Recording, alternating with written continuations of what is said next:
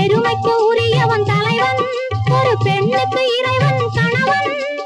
உரிமையிலே அவன் துணைவன், உரிமையிலே அவன் துணைவன், நெஞ்சில் உறைந்தவன் கண்ணில் நிறைந்து நிற்பவன். பேரை சொல்லலாமா கணவன் பேரை சொல்லலாம்.